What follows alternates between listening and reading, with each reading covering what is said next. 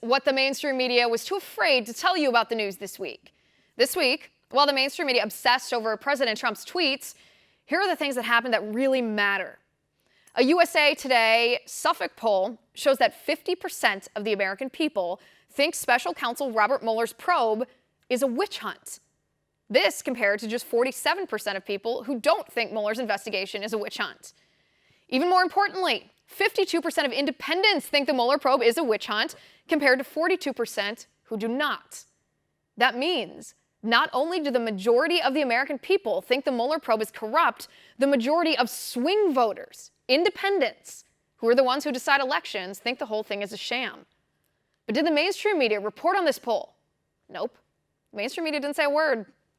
Christopher Steele, the former British spy who was hired by Fusion GPS, who was hired by Hillary Clinton and the DNC to create the infamous anti-Trump dossier, Steele admitted to Congress that he used internet trolls from a website called CNN iReport for salacious claims in his anti-Trump dossier.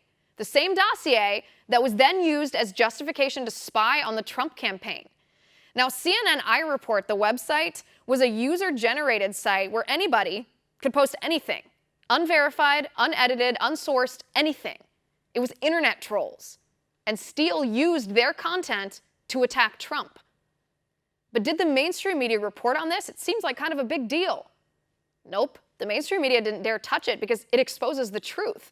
That the left didn't believe their own fake Russia collusion narrative in the first place. They just wanted other people to believe it so that they could try to take down Trump. The Houston Public Library hosted an event called Drag Queen Story Hour, where drag queens dressed in full costume come in and read books on gender identity to tots. But the Houston Library didn't just hire drag queens for this. They hired a convicted child sex abuser, sex offender, named Alberto Garza to read to the kids.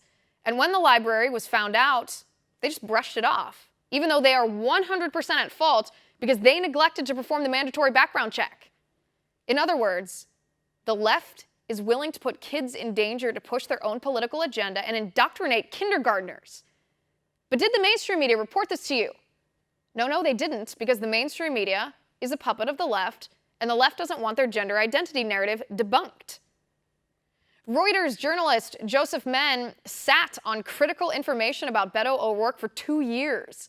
Menn knew, based on an interview with Beto personally in 2017, that Beto had been part of the hacking group called Cult of the Dead Cow. This group stole credit card numbers, violated copyright laws, and hacked into computers. But Menn did not reveal that information at the time. He waited until after Beto's campaign against Ted Cruz was over. But did the mainstream media report on this? Did they call out one of their own for violating journalistic ethics? No. The mainstream media was cool with it because it helped protect a Democratic candidate. We're not quite done with Beto tonight either. This week, on video, Beto O'Rourke refused to support a bill to provide medical care to babies born alive after botched abortions. I don't know a more diplomatic way to say this. If you refuse to give medical care to a baby born alive after a botched abortion, then you are a bad person.